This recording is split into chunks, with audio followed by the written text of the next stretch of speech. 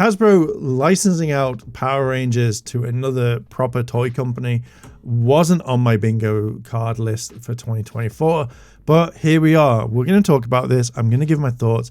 I'm going to write a longer video on this and kind of talk about it.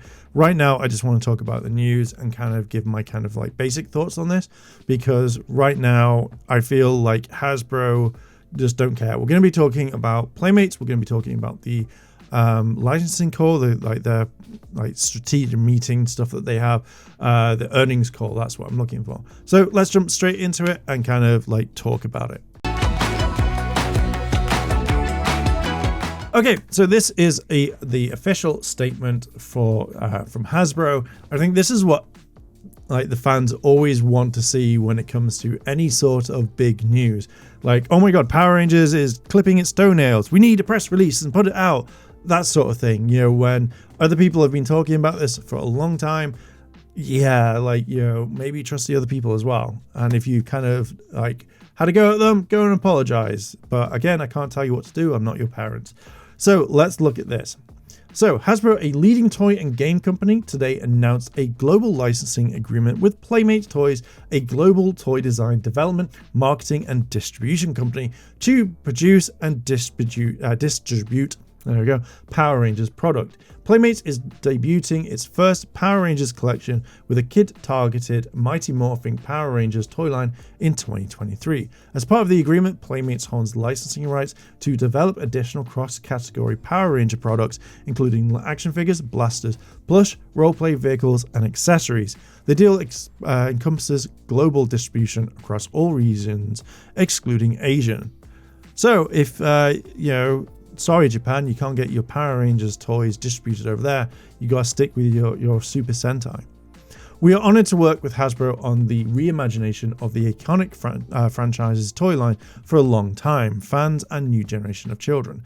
Playmates and Hasbro speak the same toy language and share passion for Power Rangers, a multi-generational phenomenon that has stood the test of time, said Carl, Playmates SVP of Marketing. Hasbro will retain all entertainment rights and will continue to drive global strategy and growth for the Power Rangers franchise by strategically working with licensees across multiple categories, including publishing, fashion and footwear, promotions and more. Hasbro will also further achieve the brand across their direct-to-consumer channel, Hasbro Pulse, as part of the presence at major industry events like San Diego Comic-Con. Playmates' ability to interpret character-based storytelling in highly detailed, innovative and affordable products has revitalized several iconic brands. They are the perfect fit to expand the Power Ranger franchise, said Casey, president of licensed consumer products at Hasbro. As we could continue to provide oversight and direction on the future Power Rangers product ranges, Playmates will leverage its action figure and accessory design, development and marketing experience to create an entirely new play and collecting experience for fans of all ages, with the two powerhouse companies coming together to support the powerhouse brand. The potential is limitless. And then basically it just goes on a little bit about the whole thing. Now, this is what I really am annoyed about, where it says like, you know, kid targeted Mighty Morphin Power Rangers. I feel like Hasbro and all these other companies always focus on the kids that grew up, you know, myself. I grew up with the brand. I love the brand. You know, I want to buy the toys at a time. I want to collect what I can do. But when you're saying that you're targeting this for, you know, other ages and stuff, I would imagine that, you know, if I was 5, 6 and something like that, and then as growing up going like, why was I watching a show that was made 30 years ago? Why am I watching this and consuming it? Why aren't I getting newer stuff when I was a kid? You know, if I was like, say, Super Mega Force or Dino Charge or, you know, Dino Fury, Cosmic Fury, and all these sorts of brands or all these like seasons. I feel like this whole franchise kind of focuses back on what sells. And unfortunately, even though nostalgia is a huge thing, when you see other things that grew up, like Spider-Man or, you know, whatever, I feel like you kind of need to evolve the brand. And this is going to be another video that I've been kind of thinking about. But the fact is that, you know, this is good news for the toys going forward, but it just means that we're probably going to get either the same figures all the time, and it's not going to be anything brand new. And I feel like this is going to be something completely different. Personally, I think that if you're going to focus on a kids brand, don't focus on what sold back in the 90s to people like myself. I would want to focus on the newer brand. So every single year there's a brand new Power Rangers. Produce toys for that. Don't look back at previous seasons, because that's not the target audience that maybe this new generation wants. They always say that kids want the brand new things. They don't want old stuff. They want what's new, what's hip. Showing my age there. But when you have all of this, it shows that you're pandering to one group, the things that, the safety blanket. Well, if we sell Mighty Morphing's going to be the best thing. That's going to be guaranteed sales, and kids will just have to like it. But are they going to go back and look at a show that was made 30 years ago that is completely out of date, to something compared to Cosmic Fury, to Beast Morphers, to that, where it's generally the same thing, but it's done for modern times? As soon as Power Rangers goes off Netflix, you've only got YouTube. And when it goes off YouTube, you've got nothing else. So when I see stuff like this, I just feel that Hasbro are just phoning it in. They don't give a shit. They've gone by it. And when we look at the earnings call in a bit, I'll give some more thoughts. And I'll do a huge, big video talking about everything, because I want to do a big rant video. I really just want to do a big rant video, and it's going to take some time. So when I was looking at Playmates, I have never really owned a lot of Playmates toys. I think maybe like some of the Star Trek figures back in the day, but when Next Generation was just out, that's roughly it. But this is when I see like Turtles, and this is what I kind of imagine that Power Rangers is going to be, and that's absolutely fine because they're targeting the younger audience. But this is going to be what I think it's going to be for Mighty Morphin all the way through, and that's it. So when you see like figures like this, okay, cool, they're fine, they look awesome, but not really for me, and that's fine. But just target this for the younger audience. Don't target it for, hey adults, when you were a kid, do you remember Mighty Morphin Power Rangers? Here you go, and then that's it. Just make this for the younger generation, but aim it. I'm rambling. Anyway, I imagine that at some point we're going to get an animated series as well. I think that's going to be a thing. So yeah, animated series, go for it. Now, I have seen this Voltron as well, and I do think that we will get Megazords like this. Now, I'm pretty cool with this. I think that's kind of cool for the older collector. Maybe that's going to be a thing. So if you're going to do all the Megazords, keep them all in line, have them posable, give us something that we've not seen before and have a posable Megazord. Just go for it. It'll be kind of cool, and keep them all the same size. So people who do want to put them on shelves, that do want to display them, they can do, and it will look kind of cool. If you have this Voltron, let me know if you think it's pretty decent. But again, is it going to cost a lot? I mean, this was done a while ago. So the 5-pack, was it? So you're looking at like $100 for this sort of thing. Don't do that. Please don't. I'm sick and tired. Just release it as one big thing and say $100, £100, done, sorted. Now, someone else linked me to this a while ago when the news dropped. And I can just imagine that this is what, some people are going to be like, oh, this is what Playmates is going to be. Basic figure. It's not going to do much. It's not really that posable. It's going to be boring. If this is the sort of stuff that we get, I think I'm just going to pass on it. If we get the Lightning Collection back, hooray. I don't think we will. I think that's done. But if we get it back in 2025, 2026, at least then I can keep collecting. If not, it's all going to get sold. Now, this is one of the big things when it comes to the earnings call. This is from No Pink Spandex. They went through it and they listed everything, so go and check it out.